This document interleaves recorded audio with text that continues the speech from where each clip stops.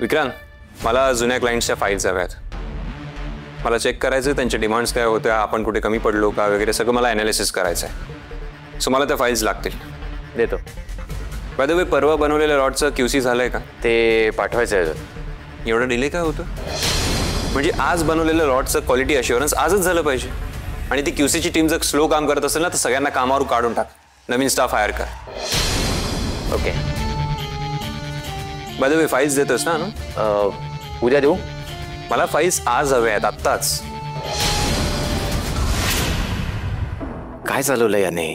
मी मालक आहे का कामगार हेच कळत नाही. रात्र रात्र इथे बसवून ठेवले मूर्खासारखं. घरी जाऊन झोपावं तर इथं राबतोय आणि मलाही राबवतोय. काय झालं, इथेच का बसून आहेस? फाईल्स देतोयस ना? हा, हे हातातलं काम करतो, कोणाला तरी सांगतो काढायला. ओके.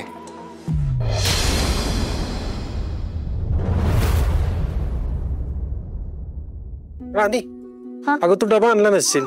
चल आपण दोघं खाऊ माझ्या डब्यात. नाही जितू दादा, मी जाऊन तिकडे बसते जरा.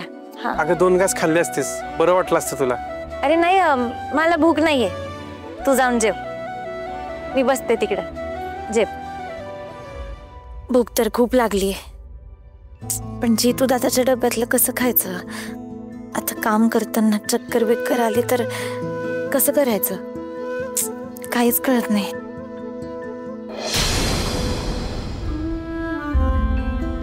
बुवा, अगं बाप आहे मी, पोरीला उपाशी कसा राहू देईल? ये इथं बस, 2 घास खाऊन घे.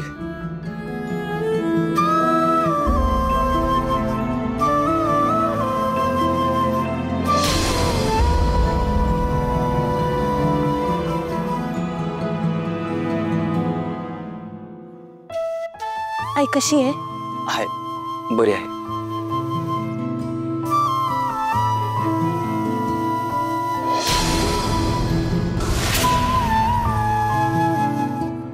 राणी, काय झालं ग? मी खूप मेहनत करेन, मी दिवस रात्र राबीन, मी घराला काहीच कमी पडू देणार नाही बुवा. पण तुम्ही आज जे केलं ना ते कधीच करायचं नाही. राणी, अगं मी तरी काय करणार ग? तुझ्या आईची तब्येतच लय अवघड झाली होती. अगं तिला जर औषध दिलं नसतं ना तर लय त्रास झाला असता. अगं तिचं दुखणं बघवत नव्हतं ग. बुवा मला सांगायचं ना. अगं उठसूट पोरीला सांगायचं म्हणलं मी कसला बाप ग? अगं लोकांनी शान घातलं असतं माझ्या तोंडात. बुवा तुम्हाला मी किती वेळा सांगितलंय की असा विचार नाही करायचा. लोकांचं काय, लोक तुम्ही बोलतच राहतील ना. आणि माझ्या जागी जर तुम्हाला पोरगा असता तर त्याला नसतं का फोन केला? मी पोरगी म्हणून मला सांगितलं. बुवा तुम्ही हिरो आहे माझे आणि कायम राहणार. मी तुमची अशी अवस्था नाही बघू शकत बुवा. अगं हरलेल्या नाकारते बापाला आपला हिरो म्हणते. कसला हिरो ग मी? अगं आज माझी मलाच लाज वाटत होती.